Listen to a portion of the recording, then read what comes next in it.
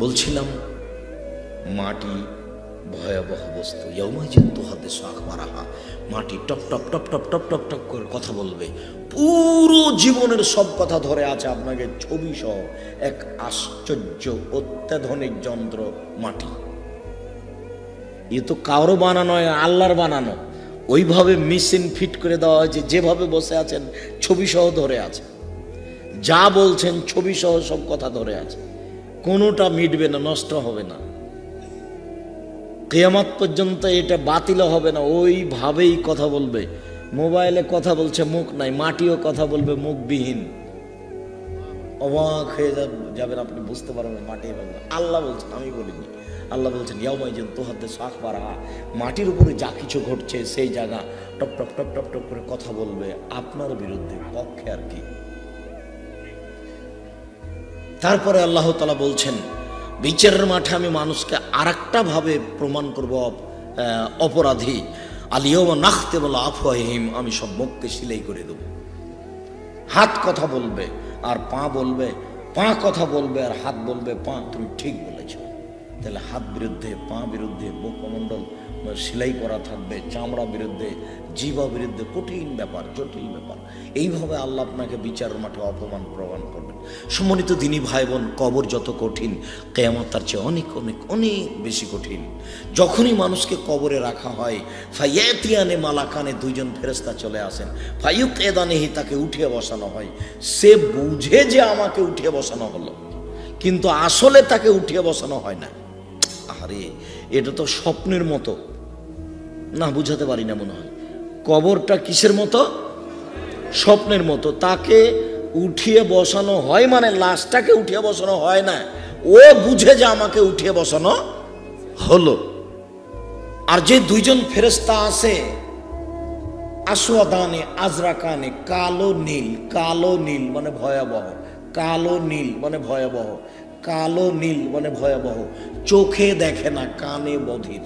কানেও শোনে না, চোখেও দেখে না, চোখে অন্ধ, কানে বধির। আশ্চর্য। দুইজন আসে, এসে তাকে উঠিয়ে বসিয়ে কথা বলা শুরু করে। মাহাজার রাজুল আল্লাহ যে বৈশাফিকুম, সে লোকটা কে, যে লোকটাকে আপনাদের পাশে পেটে পাশানো হয়েছিল? তখন বলবে না, আমি সাক্ষ্য দিচ্ছি, আমি জানি আল্লাহ মুহাম্মদ সাল্লাল্লাহু আলাইহি সাল্লাম, তিনি হচ্ছেন মুহাম্মদ সাল্লাল্লাহু আলাইহি সাল্লাম, তিনি হচ্ছেন আল্লাহর বান্দা এবং তার রাসূল। তখন তারা দুইজন বলবেন না, কাতকুন তাকুল হাজা না না না না আমরা তাকুল হাজা, হ্যাঁ আমরা জানি যে তুমি এ কথাই বলবে, হ্যাঁ আমরা জানি যে তুমি এ কথাই বলবে। তারপরে বলবে নাম কানামতিল আরশে, ঘুমিয়ে যাও বাসরতের ঘুমানোর মতো। না না না না না না, আমি বাড়ি ফিরে যাব, আমার এই ভালো অবস্থাটা বাড়িতে বলে দেব। আরে না, তুমি ঘুমিয়ে যাও। নাম কানামতিল আরশে, বাসর রাতের ঘুমানোর মতো ঘুমিয়ে যাও। লাইকা জহিল্লাহ বাহানিহি, যাকে কেউ জাগায় না অতীব প্রিয় মানুষ ছাড়া। বাসর রাতের ঘুমানোর মতো ঘুমিয়ে যাও, যাকে কেউ জাগায় না নিজের কাছের মানুষ ছাড়া, অতীব প্রিয় মানুষ ছাড়া কেউ জাগায় না, এভাবে তুমি ঘুমিয়ে যাও। সম্মানিত উপস্থিত বৈঠকের দিনী মুসলিম ভাই বোন, কবরের শাস্তি, কবরে থাকার সময়সীমা হলো ভালো মানুষের জন্য বাসর রাতের থাকার সময়সীমা যতটুকু। বাসর রাতের কতটুকু সময় হতে পারে? বিভিন্ন অনুষ্ঠানের কথাবার্তা এই সেই হতে হতে রাত্রি 10টা-12টা হয়ে গেছে। তারপরে আপনি বাসর রাতের ঘরে ঢুকলেন, দেখলেন আপনার স্ত্রীকে সাজানো আছে। স্ত্রীকে সাজাতে হবে, এ কথাই ঠিক। ওই ঘরে মিষ্টি থাকবে, এ কথাই ঠিক। ওই ঘরে কিছু দুধ পানি থাকবে, এ কথাই ঠিক। কনেকে সাজাতে হবে, এ কথাই ঠিক। যা কিছু আছে বিউটি পার্লারে সব কিছু দিয়ে সাজাতে হবে, এ কথাই ঠিক। আয়েশা রাদিয়াল্লাহু তাআলা আনহা বলেন যে আনসারী মহিলারা আমাকে সাজালেন, আমি বুঝতে পারলাম না ব্যাপারটা কি, তারা আমাকে এভাবে সাজাচ্ছে কেন, তবে কি দিয়ে সাজানো হয়েছে তিনি তা বলেননি। আসমা বিনতে ইয়াজিদ বলছেন কাইয়ান্তু আয়েশা তালে রাসূলুল্লাহ সাল্লাল্লাহু আলাইহি সাল্লাম, আয়েশাকে আমি সুন্দরী করে সাজালাম রাসূল সাল্লাল্লাহু আলাইহি সাল্লামের জন্য। রাসূল সাল্লাল্লাহু আলাইহি সাল্লামের কাছে নিয়ে যাওয়া হবে আয়েশাকে, সেই জন্য আমরা সুন্দরী করে সাজালাম। আয়েশা বলছেন যে আমি ঘরে বসে আছি, আল্লাহর নবী ঘরে ঢুকলেন, ঘরে কেউ নেই। আমি বুঝতে পারলাম না ব্যাপারটা কি। আমার বিবাহ হয়েছে 6 বছর বয়সে, এই কথা আমি জানি। তবে আজকে আমার 9 বছর বয়স, আজকে আমার বাসর রাত। বিবাহের 3 বছর পরে সকাল 8টা-9টার সময় বাসর রাত, মানে আমার স্বামীর সাথে সাক্ষাৎ। আমি তো আল্লাহ রসুলকে আমাদের বাড়িতে সকাল সন্ধ্যা আসতে দেখেছি। হঠাৎ একদিন দুপুরে এসেছিলেন তিনি, কিন্তু দুপুরে আসতেন না। দেখতাম যে সকালে বাড়িতে আমাদের, বিকেলে বাড়িতে আমাদের। মুহাম্মদ সাল্লাল্লাহু আলাইহি সাল্লাম একবার সকালে আসেন, একবার বিকেলে আসেন, একবার সকালে আসেন, একবার বিকেলে আসেন। একদিন ঠিক দুপুরের সময় বাড়িতে ঢোকে বলছেন, আবু বকর জি, মেয়ে দুটাকে এদেরকে সরতে বলেন। বলছে এরা আপনার পরিবার, এরা যাবে না। আপনি কি বলছেন বলেন। মানে বাপ যেমন বেটি তেমন, কোনো সমস্যা নেই, মানে গোপন কথা ওদের সামনে বলা হবে না। বুঝতে পারেননি কথা? গোপন কথা তাদের সামনে বলা হবে না। তখন আবু বকর সিদ্দিক বলছেন জি না, বলেন, কোনো সমস্যা নেই, আমিও যা, আমার বেটিও তা, বাপ বেটি একই। তার মানে কি কথার 19-20 হবে না। কথা আপনার যতই গোপন হোক না কেন, সে কথা প্রকাশ হবে না। বলে চলে যেতে হবে। ঠিক আছে, প্রস্তুত।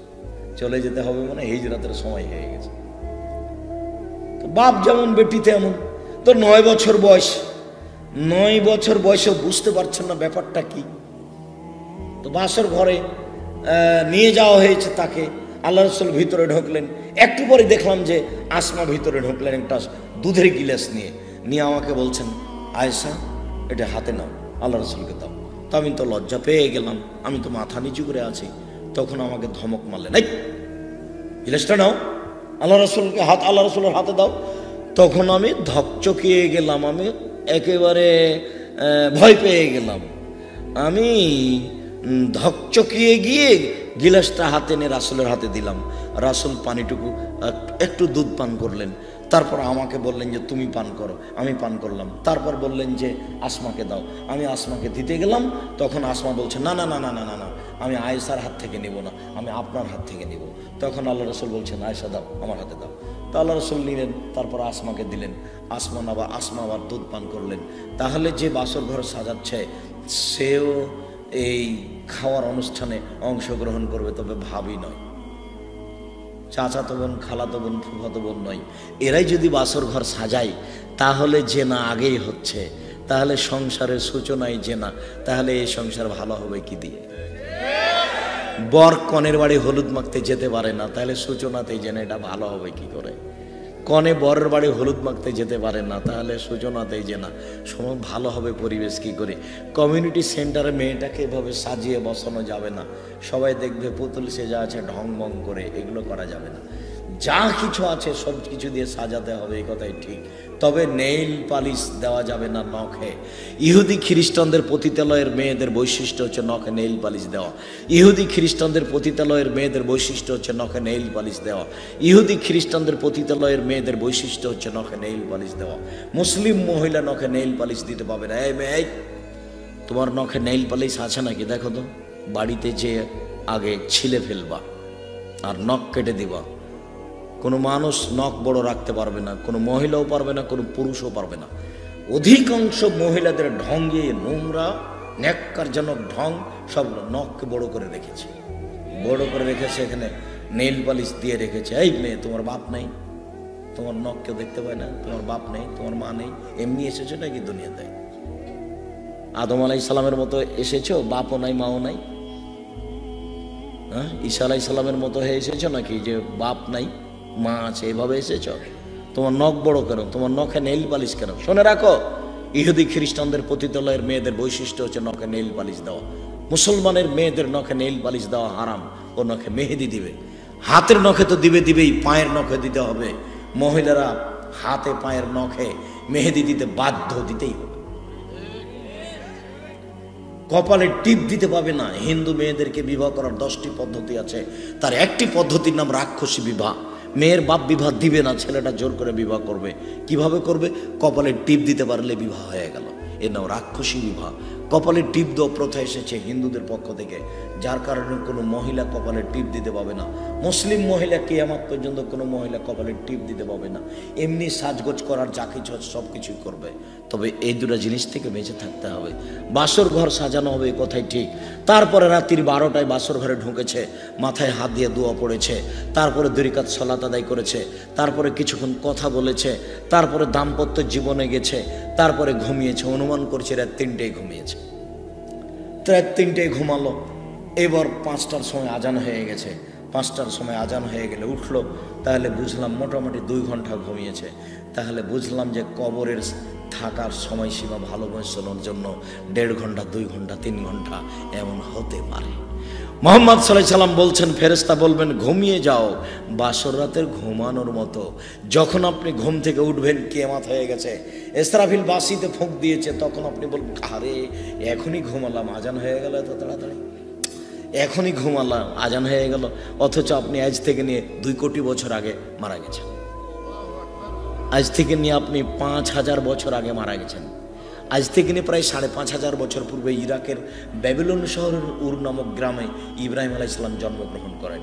ইব্রাহিম আলাইহিস সালাম যে কুরবানি করেছিলেন সেই কুরবানি আমাদের কুরবানি। তাহলে ইব্রাহিম আলাইহিস সালাম আজ থেকে নিয়ে 5500 বছর, প্রায় 5000 বছর আগে থেকে কবরে আছেন। যখন ঘুম থেকে উঠবেন তখন একটু এলোমেলো, আহারে এত তাড়াতাড়ি ঘুম থেকে উঠে গেলাম, এইমাত্র তো ঘুমালাম। 4 কোটি বছর আগে যে মারা গেছে যদি ভালো মানুষ হয় তাহলে ঘুমিয়ে গেছে, যখন তার ঘুম ভাঙবে তখন এখনই ঘুমালাম। আসহাবে কাহাফ 350 বছর ছিলেন ওই মরা অবস্থায়, তারপর আল্লাহ তাদেরকে জীবিত করলেন। তারপর আসহাবে কাহাফকে বললেন, এই তোমরা কতদিন ছিলে? তো একদিন নয়, একদিনের কিছু অংশ ছিলাম। মানে ওরা গর্তে ঢুকেছে দুপুরের টাইমে, আর সন্ধ্যার দিকে ঘুম ভেঙে গেছে। বা ওরা গর্তে ঢুকেছে সকালে, ঘুম থেকে উঠে দেখছে 12টা বেজে গেছে। চলো চলো খাইনি, একটু হাট বাজার করো। তো একজনকে বাজারে পাঠালো, যাও বাজারে যাও, বেশ দেখে জিনিস নিও, দেখতে ভালো হবে, দাম কম হবে, পবিত্র হবে, 3টে বলে দেওয়া হলো। এবার বাজারে জিনিস কিনতে গেছে, যে টাকা দিচ্ছে সে দোকানদার বলছে এই টাকা তো চলবে না। কেন চলবে না? আরে এই টাকা তো আজ থেকে নিয়ে 350 বছর আগে ছিল। ওরাকে আল্লাহ বলছেন যে কতক্ষণ ছিল? তো ওরা বলছে যে ঘন্টা 2 ছিলাম। তাহলে এইটা হচ্ছে পৃথিবীরই অবস্থা, ঘুমানোরই অবস্থা। ভালো মানুষ যদি হয় তাহলে সে ঘুমিয়ে যাবে বাসর রাতের ঘুমানোর মতো। মানে কবরের সময়সীমা 2 ঘন্টা 3 ঘন্টা। আবার বলিয়েন না যে আব্দুর রাজাক সাহেব বলেছেন ভালো মানুষের কবরের সময়সীমা 2 ঘন্টা। আমি 2 ঘন্টা মাফ করে বলিনি, এরকম মনে হবে। আর যদি খারাপ মানুষ হয় তাহলে আর বোঝাতে পারছি না। যদি উত্তর দিতে না পারে তখন তারা বলবে না হ্যাঁ আমরা জানি তুমি এ কথাই বলবে। এ বলার সাথে সাথে জমিনকে বলবেন, জমিন ইলতাইমি আলাইহে, একে চেপে ধরো। ফাতালতে আলাইহে, তখন জমিন তাকে চেপে ধরবে। একতালে ফাজলাহ, ডান দিকের হাড় বাম দিকের হাড়ের ভিতরে ঢুকে কড়কড় করে ঢুকে চাপা লেগে যাবে। এ কথা মুহাম্মদ সাল্লাল্লাহু আলাইহি সাল্লাম বলেন। এভাবে হতেই থাকবে বিচারের দিন পর্যন্ত, যতদিন পর্যন্ত বিচার না হচ্ছে। উত্তর যদি ঠিক মতো না দিতে পারে তখন ফেরেশতা পিটাবে, সে বাপরি মারে করে চিৎকার করবে। এখান থেকে নিয়ে 50,000 কোটি কিলোমিটার দূরে যে বস্তু আছে সেও শুনতে পাবে তার চিৎকার। এই কবরে ও চিল্লাচ্ছে আর শুনতে পাবে 5,000 কোটি কিলোমিটার দূর থেকে। আপনাকে বোঝাতে অক্ষম সে কত জোরে চিল্লাচ্ছে। কিন্তু যে মারছে সে বুঝতে পারে না, তার চোখ নাই। যে মারছে সে শুনতে পায় না, তার কানও নাই। তার জন্য ন্যস্ত করা হয়েছে বধির ও বোবাকে, তার জন্য ন্যস্ত করা হয়েছে অন্ধ ও বধিরকে। কানেও শোনে না, চোখে দেখো না, আর সে কোনোদিন খায়নি, খাবেও না। তার নাম ফেরেশতা। তার মানে তার শরীরে কোনো অলসতা নেই। প্রথম বাড়ি যত জোরে মারবে, কিয়ামতের পূর্ব মুহূর্তে শেষ বাড়িটা তত জোরেই মারবে। একজন পুলিশকে যদি বলা হয় যে এ অন্যায় করেছে, 100 লাঠি মারেন, তাহলে পুলিশ প্রথম লাঠি যত জোরে মেরেছে শেষ লাঠি তত জোরে মারতে পারবে না। কেননা ও মানুষ, ও খায়, পেশাব পায়খানা করে, তার শরীরে ক্লান্তি আছে। যিনি মারেন কবরে তার শরীরে ক্লান্তি নাই, খায় না, ও পান করে না, তার বউ নাই, তার চোখে দেখে না, তার পেশাব নাই, তার পায়খানা নাই, সে কানে শোনে না। এরকম মানুষদের এরকম শয়ে দিয়ে, প্রাণী দিয়ে, ফেরেশতা দিয়ে তাকে কবরে শাস্তি দেওয়া হবে। আমি আপনাকে কি দিয়ে বুঝাই? তারপরে আপনার সামনে চলে আসবে আপনার কর্মটা, ছি ছি ছি ছি ছি ছি ছি ছি, এত ঘৃণিত কর্ম কেন, এর রূপ চেহারা কে, এত কেন খারাপ চেহারা, কে তুমি, তুমি কেন আমার সামনে এসেছো, খুব বিকট চেহারায় আসবে, দেখতেও খারাপ। আমাকে চিনতে পারছো না, আমি তোমার কর্ম, তুমি যে পাপ করেছিলে, দিনরাত জেনা করছিলে, প্রেমের গল্প করছিলে, সুদ ঘুষ খাচ্ছিলে, সেইটা আমার আপনার সামনে এসে উপস্থিত হবে আপনার কর্ম ঘৃণিত চেহারায়। আর যদি আপনার কর্ম ভালো হয় তাহলে ভালো চেহারা আপনার সামনে এসে উপস্থিত হবে। সম্মানিত দিনী ভাই বোন, কবর যত কঠিন, কিয়ামত তার চেয়ে অনেক অনেক অনেক বেশি কঠিন। কিয়ামত যত কঠিন, জাহান্নাম তার চেয়ে অনেক অনেক অনেক বেশি কঠিন। কিয়ামতের মাঠে মানুষের পরনে কাপড় থাকবে না, উঠেই উলঙ্গ অবস্থায় দৌড়াতে থাকবে, তার বিবেক থাকবে না। যেসব মহিলার পেটে বাচ্চা থাকবে, কখন পেট থেকে বাচ্চা পড়ে গেছে ও বুঝতে পারবে না। যেসব মহিলা বাচ্চাকে দুধ খাওয়াবে, ওই অবস্থাতে উঠবে, বাচ্চাকে দুধ খাওয়াতে খাওয়াতে কখন বাচ্চা কোল থেকে পড়ে গেছে ও বুঝতে পারবে না। এর নাম কিয়ামতের মাঠ। অনেক অবস্থা কিয়ামতের মাঠে। সবার পাপ এবং নেকিকে ওজন করা হবে, সবাই উলঙ্গ অবস্থায় দৌড়াতে থাকবে, সবাই আল্লাহর সাথে মুখামুখি কথা বলবে, সবাই একবার চুলের মতো সরু পথের উপর দিয়ে যেতে বলা হবে। ওটা জাহান্নামের উপরে সেট করা আছে, চুলের মতো সরু রাস্তা, সবাইকে পার হতে হবে। আর রাস্তার দুই দিকে কালালি বাঁকা লোহার আঁকড়া সেট করা আছে।